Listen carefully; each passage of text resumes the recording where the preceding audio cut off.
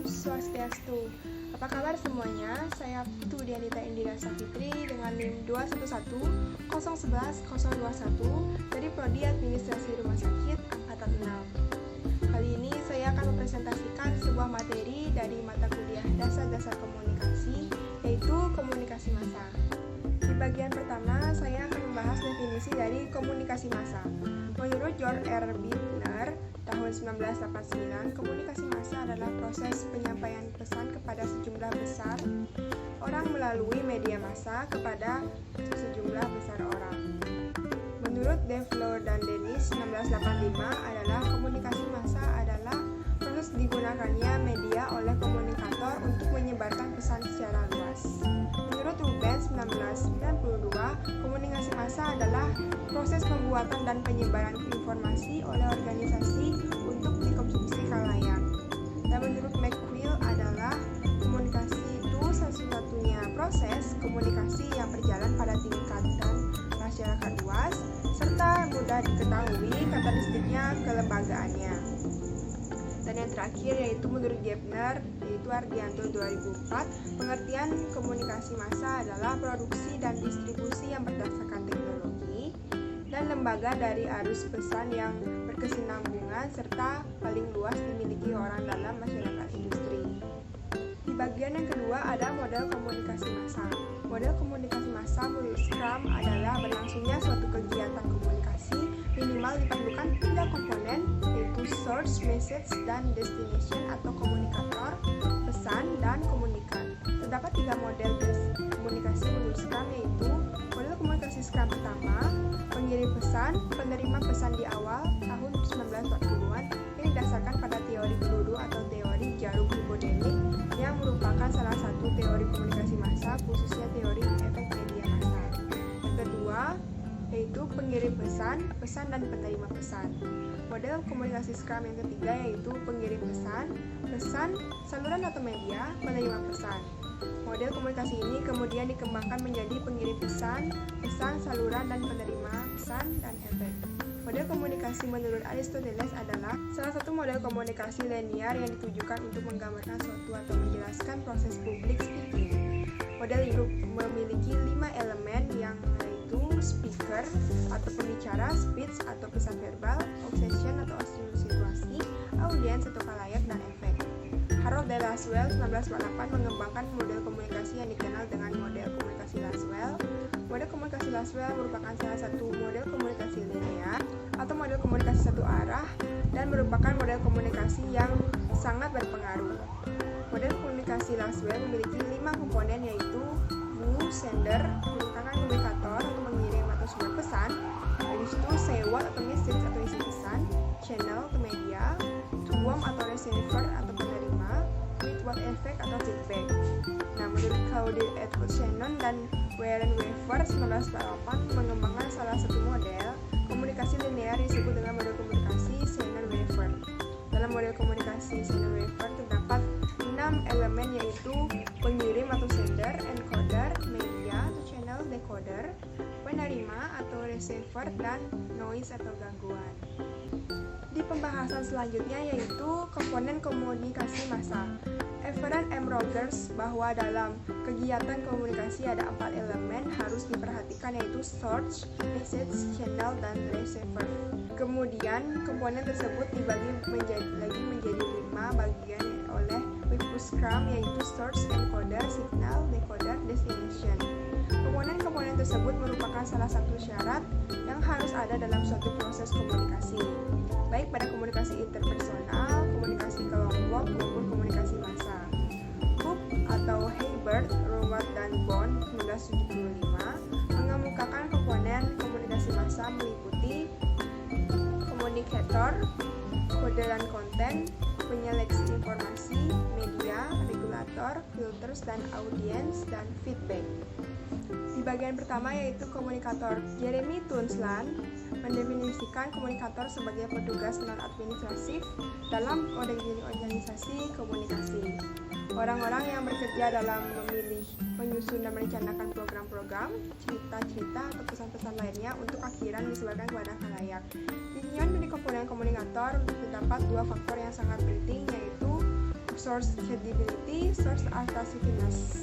Yang kedua ada kode and content. Kode and content adalah pesan yang disampaikan terhadap masyarakat dalam bentuk kode dengan cara memasukkan sebuah gambar, tulisan, atau video yang memiliki makna dari penyampaian simbol dari kode tersebut. Misalnya dari media cetak kode yang merupakan tulisan dan dari media elektronik kodenya merupakan sebuah video yang memiliki sebuah maksud dan makna.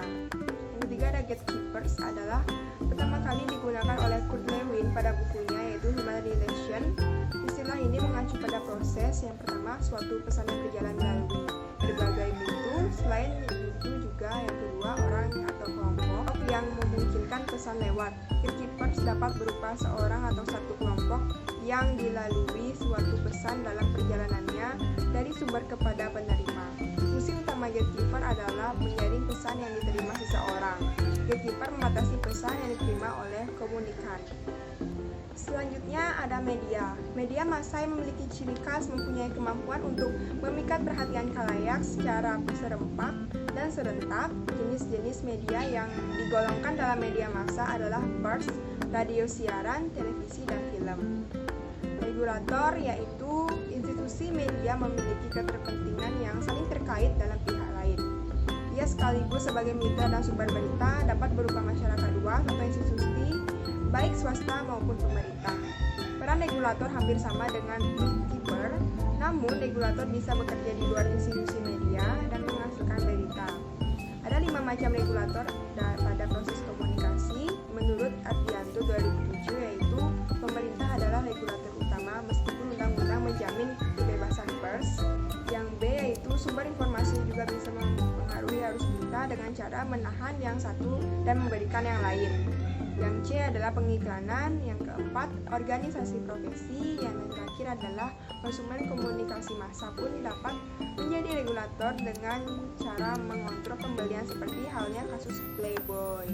Di materi selanjutnya ada filters. Filters adalah kerangka pikir audiens yang kemudian digunakan untuk menyaring pesan yang diterimanya.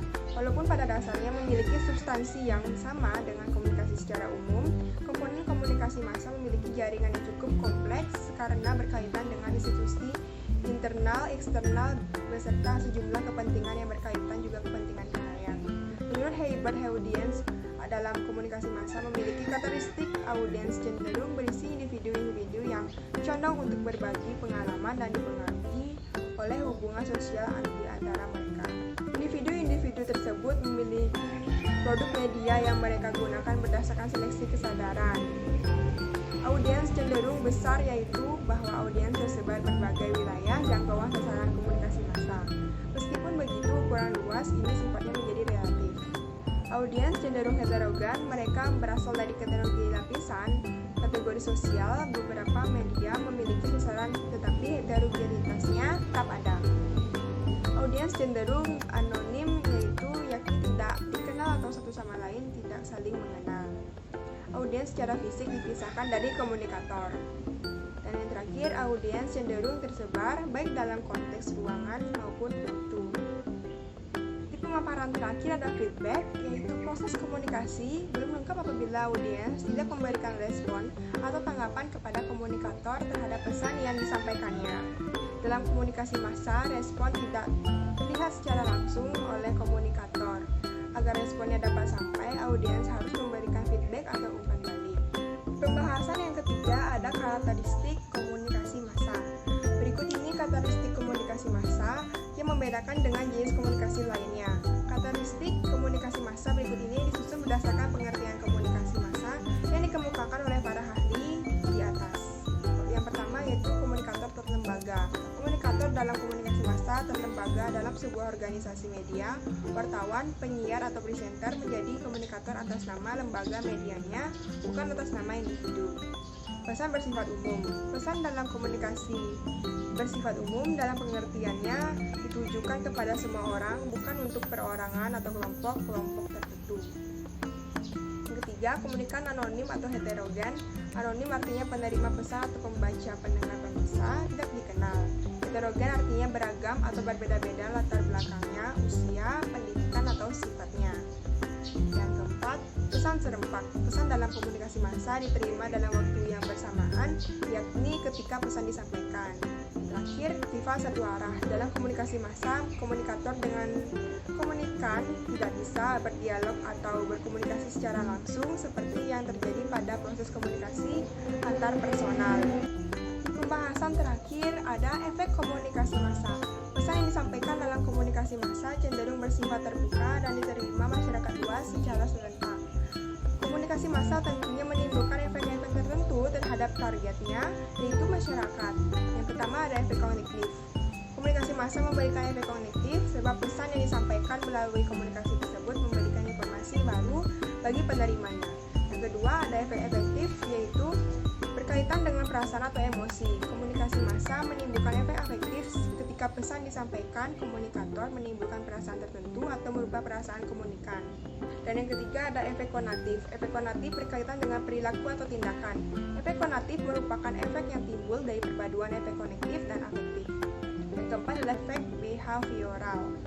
Efek behavioral yang terjadi pada tiap individu akan berbeda dengan individu lainnya.